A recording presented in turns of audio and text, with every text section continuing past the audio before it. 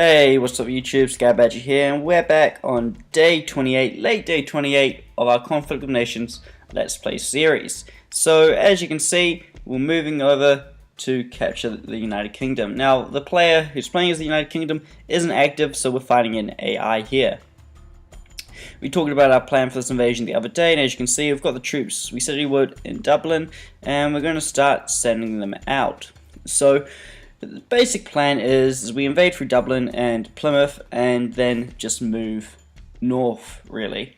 I've also deployed my ships to start bombing out targets and clear Plymouth for the landing of our troops, which I've set off at this point.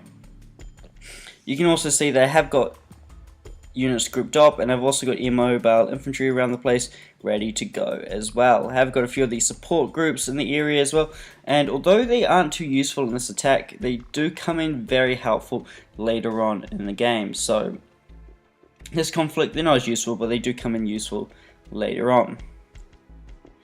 As you can see, we're launching the first of our interceptors, and they're just going to go do some scouting and find targets for our strike fighters or strike planes, whatever you want to call them, tactical bombers or strike wing.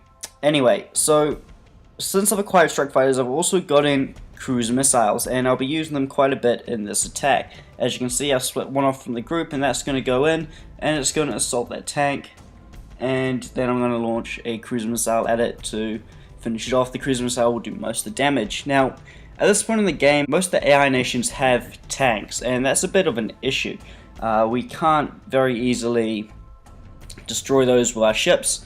They have so much health, they have like 50 HP, so a cruise missile is really useful. So we're back a little bit later on here, and as you can see, we've spotted this mobile anti-air unit. So our interceptors have found that. Now the strike planes I deployed earlier, I'm now going to use them to take it out. I do intend to land in and around London with my air mobile infantry and capture the area, so I can't have these anti-air devices shooting at me. It's just not good for business.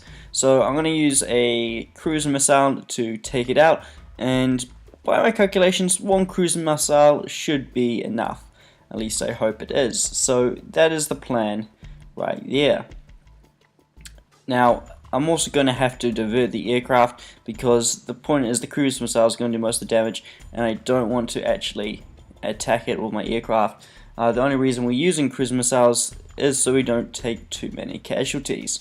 So it should deal 30 damage to that anti-air unit, and that should be enough to take it out. Now, I want the same thing to happen as in London as well. We really want to bomb that out with cruise missiles and then send air mobile infantry across to capture it.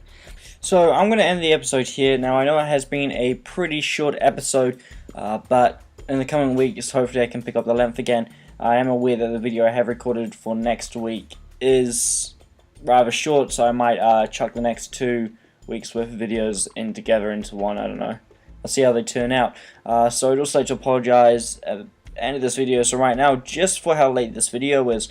Now, I did run into some technical issues making this video. The audio was corrupt, and the other half I never recorded in the first place, so I have had to splice the footage together, figure out what I was talking about, and try to make the best video. So sorry about that. I'll try to get back on top of the recording schedule and releasing one a week next week. So just missed one, don't be too worried about it. I'll get back onto it. So thank you for watching, and hopefully see you guys in the next episode, which will be next week, I hope. If not, I've probably had similar issues to what has happened here.